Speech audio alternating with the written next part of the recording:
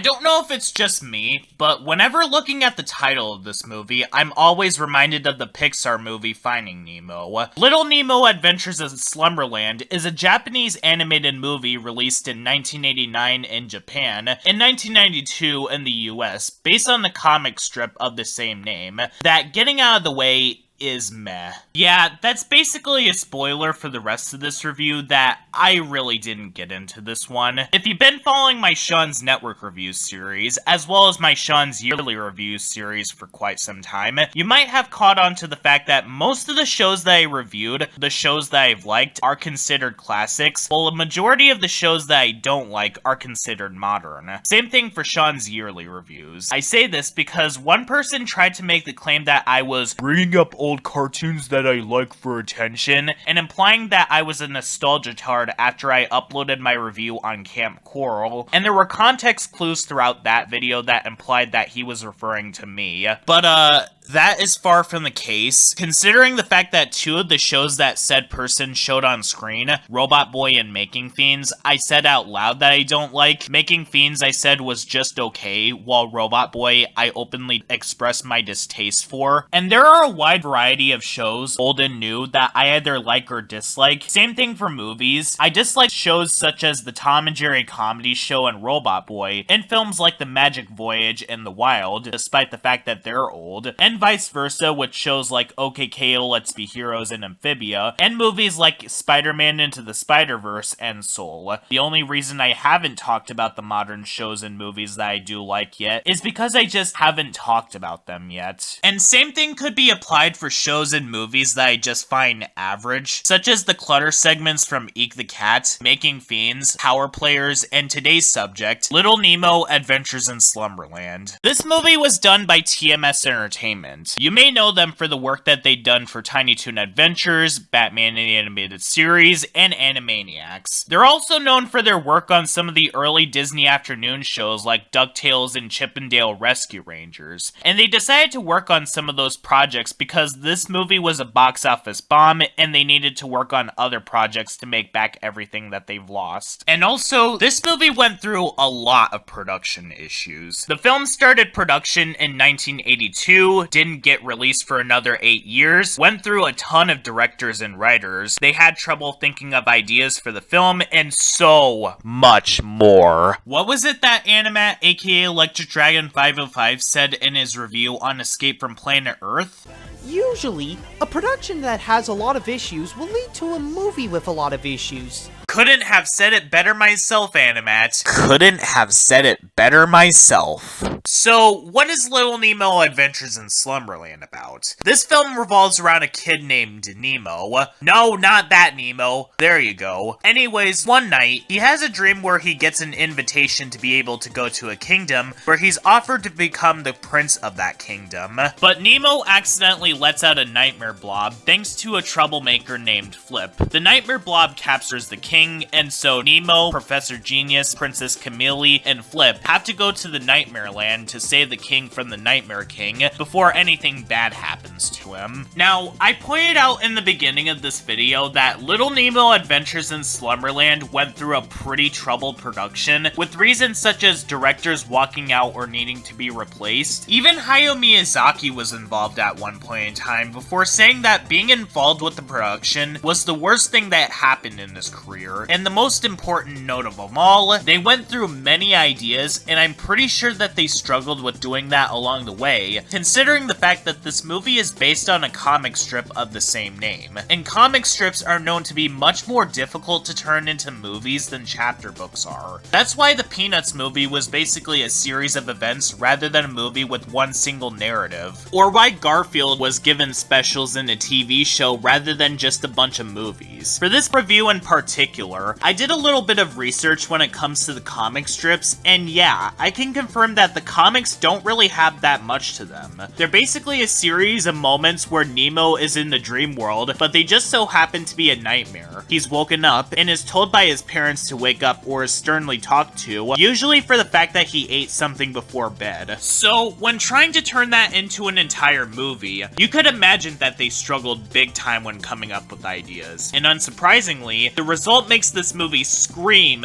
we struggled to come up with ideas. One of the biggest issues that this movie has is that it doesn't know how to fill out its runtime properly. So what the movie does is that bombards the audience with a boatload of filler, but at the exact same time, the movie doesn't even know how to fill in the blanks for the other things that need to be filled in. So the movie is a case of too much filler being added, while other parts of the movie have so little to them that I just end up being confused out of my mind, because these elements are explored very little in the movie. While other parts that don't serve a purpose and add nothing to the movie, and you wouldn't miss a thing if they're cut down or shortened, are in the film, and some of these moments didn't even need to be in the movie. Seriously, did we really need an entire scene where Nemo accidentally calls his squirrel friend Icarus a rat, and then he runs away, but then they get back together shortly after anyway? No, that's because we didn't need that sequence in the movie. But what the movie does to pad out its runtime even further is that they have two entire sequences where Nemo wakes up from the dream, but then it turns out to be a dream within another dream.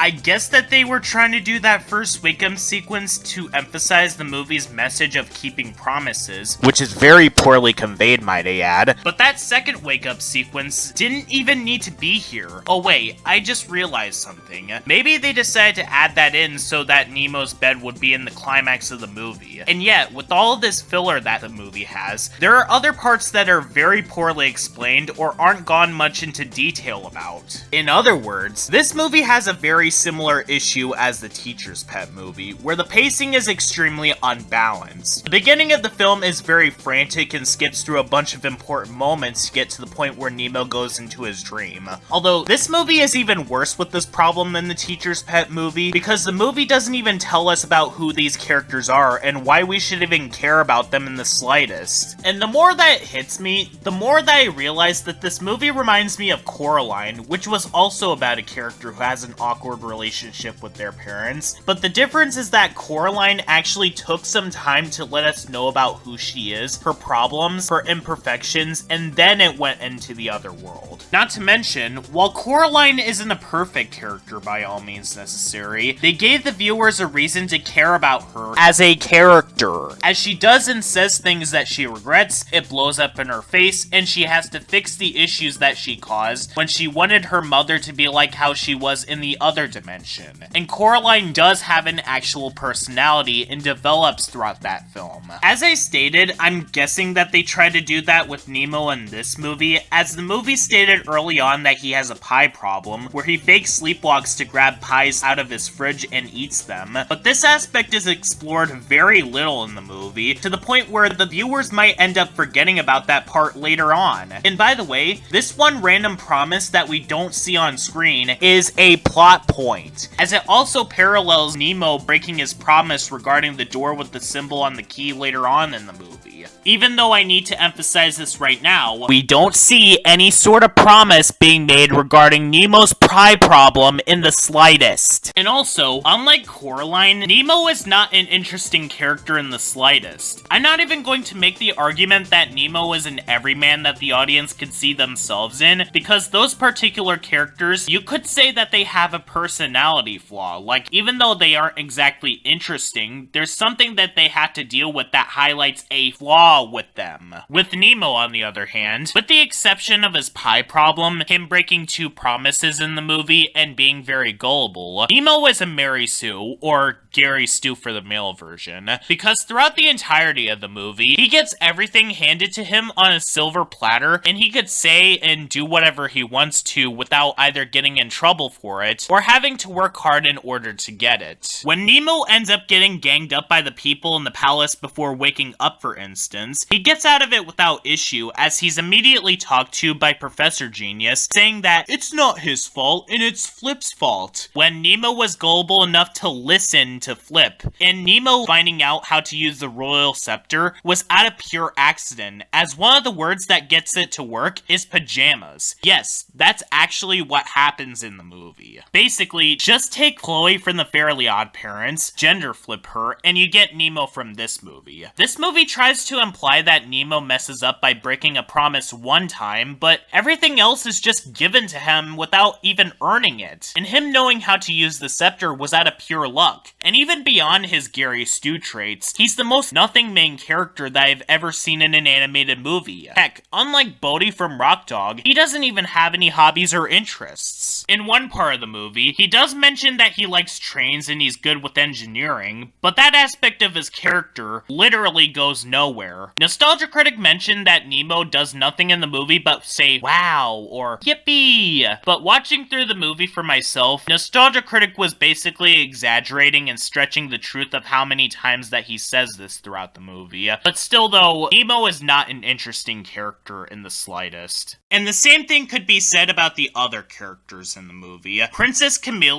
is the typical princess that is uptight and doesn't want to get dirty. Professor Genius is the mentor to Nemo. Flip is the con man, and King Morpheus is the king that is a child at heart. The others are either just there to add filler, or are just there and don't leave an impact on the story, are bland, one-dimensional, or like the rest of the movie, are very boring. And yeah, that's actually another major issue that I have with this movie that drags it down. The film is very boring, to the point where I'm surprised that I didn't end up falling asleep while I was watching it. Not the most boring film that I've ever seen. Unlike Rock Dog, Little Nemo Adventures in Slumberland at least tells an actual story, rather than having most of the film be set in front of a building that the main character tries to get into. But that's definitely not saying much, because there were parts of this film that got so sleep-inducing that I felt myself starting to feel tired while I was watching it. If you ever wanted to watch a movie that would help put you to sleep, well, Little Nemo basically does this job easily, as the literal opening song of this movie sounds like a lullaby, as it's also set to a multicolor changing background with nothing else to look at. Wait, is the reason why they're making the movie so sleep-inducing because the film is set in the dream world? Basically going by the logic of, hey, since this movie is set in a dream where a character is sleeping, let's make this movie as boring as possible. And considering the existence of something like Moon Dreamers, that honestly wouldn't surprise me. And I'm not saying this out of pure hindsight either, or that I'm looking at this movie too critically. I'm pretty sure that I would have found this movie boring when I was younger as well. Maybe the colors would have caught my interest, but the rest of the movie wouldn't. Fun fact, when I was 7, I remembered me and my mom renting the movie Surf's Up, and I remember falling asleep while watching it. I don't know why in hindsight, because Surf's Up is a great and underrated movie. And bear in mind that Surf's Up was also colorful. So I could imagine that this would have also been an issue with Little Nemo Adventures in Slumberland as well. I mean, I could have seen this movie working if the production went more smooth, and if the movie was given a lot more rewrites, because there are some ideas in this movie that are very creative, to the point where it kind of reminds me of what something like the Lego Movie or Inside Out would do later on, where the people in this parade that Nemo watches when he goes outside show up in his dream.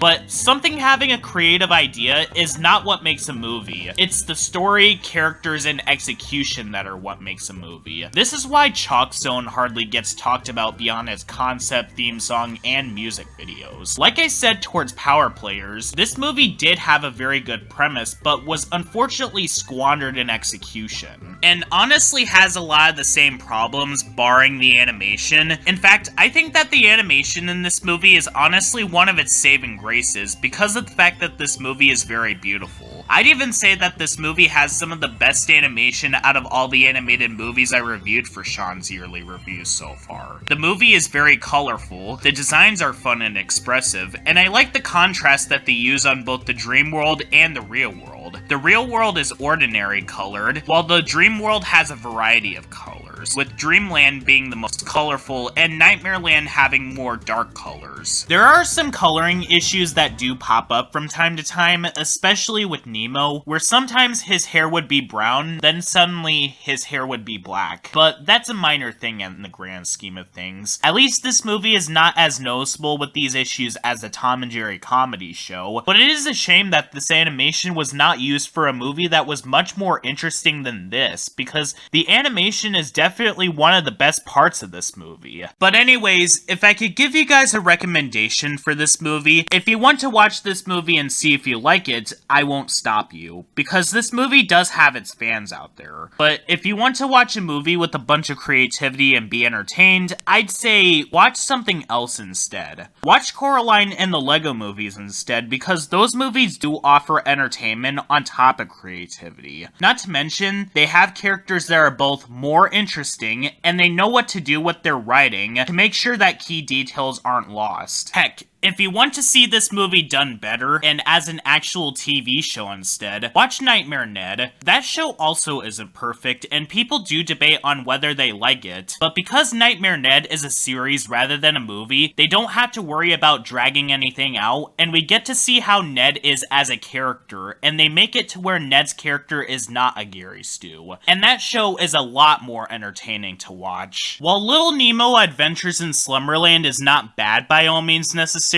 still better than Rock Dog because this movie at least has a more coherent story. Little Nemo Adventures in Slumberland is a movie that I'm definitely not going to be interested in watching again. I could also end this review by saying what I said at the end of my Power Players review, but I'm just gonna end this review by saying this. Well, this movie being called Little Nemo Adventures in Slumberland is fitting, considering the fact that this movie would make its audience want to fall asleep. What else is there to say about this movie other than the fact that it's boring?